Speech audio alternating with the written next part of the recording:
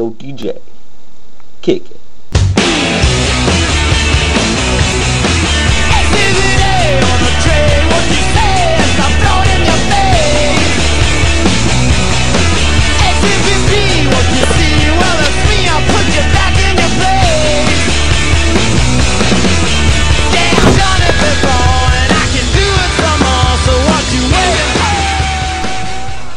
Hey everybody, and welcome to the Big Dog Z-Pop channel with your host Ian Nelson.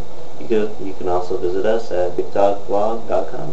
So I was Bethany Hamiltoning the internet yesterday, and I ran across an article on Fox News, except Fox News wasn't a shark and I didn't get bit. But I might as well have. The Hawaiian Senate is passing the Steven Tyler Act. Protects celebrities from paparazzi tsunamis flooding over from an earthquake on the west coast of Japan. It started after the Aerosmith frontman of Massachusetts asked Mr. Senekalani English sponsored legislation after embarrassing photos him and the missus published last December in a national magazine, causing, quote, family drama. What kind of photo could be embarrassing enough? Go cause you to attract more national attention from the media by trying to pass this act. Stop complaining. Stop whining. You're only making it worse. Because people are going to start going and searching on the internet to see what all this is about, you know. Were you banging her on some beach in Bangkok? Or was she picking your nose for you in some jacuzzi in the middle of the Himalayas? Either way, get over it. That is not family drama. Family drama is when your own flesh and blood, your own grandmother, goes on Facebook and tags you in a photo of you as a toddler with milk spewing out of your nose. People like Britney Spears, Mark Fleetwood, and the Osbourne family are all supporting the bill because they say, quote, it's difficult to enjoy simple activities with your family and friends. Really? You should have thought of that before you became famous. But seriously, never name your kid something like Ozzy Osbourne or something. He'll be famous in a week. Because then you'll have a camera up your ass with a live stream to CNN for the rest of your life. But you may not need to worry about it if you name your kid Han Solo or Arnold Schwarzenegger because of this new Steven Tyler Act. Which, of course, means no celeb gossip for me, and no more hot women doing naughty things on the front of the magazine covers on the checkout line in the supermarket for you. It's time to wipe the tears and move on. So riddle me this. When you're at the bar and a man that's 6'2" and looks like he weighs about as much as a barge, or to be more specific, your great Aunt Bessie, who looks like she could use a round of Pass the Twinkies. Well, ladies and gentlemen, there's no riddle. Just turn around and start walking the other way. And that's what's happening now with Apple and just about every other phone on the market today. Bigger is better. I believe bigger is better.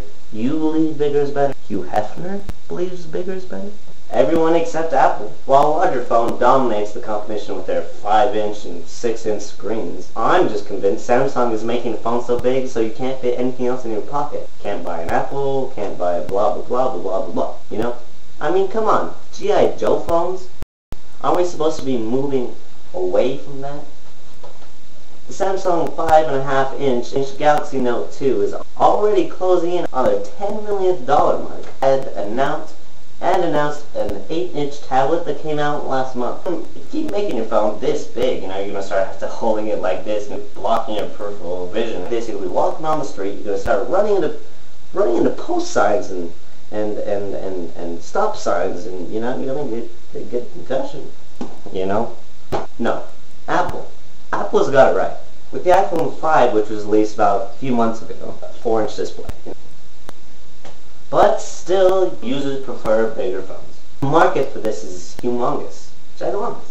On Wall Street, Apple hit a new 52-week low. Apple co-founder Steve Wozniak says in a Tech Center interview, quote, part of me wishes that Apple had not been so arrogant, believing that we were the only ones who got it right. Wozniak also says that he wishes that Apple had come out with a bigger version of the iPhone 5. That's not an iPhone. Which brings me to the question, which would you rather? A nice slimmed down Jimmy Buffett phone or a big time excuse for a brick? Leave your answers in the comments because we are moving on. Next, the testimony of Trayvon Martin's girlfriend shakes the case when prosecution brings up the past testimony of the girl, which stated that she could not attend the funeral because she was in the hospital. Bullshit. She was in fact not in the hospital. She was probably sucking down martinis with some Miss America. Come on. Even if you were on a stretcher at the time, you should have just been glad you weren't the one in the casket and got up off your lazy ass and got over for the ceremony. And of course, all of this brings into question her entire testimony, which is at least half of the prosecution's case. So the judge will later hold a hearing to decide if Zimmerman is exempt from culpability in the shooting or not. As always, the bad guy pleads not guilty. Blah, blah, blah, blah, blah, blah, blah. We need equality in this world. Start talking about this, man. People need to know.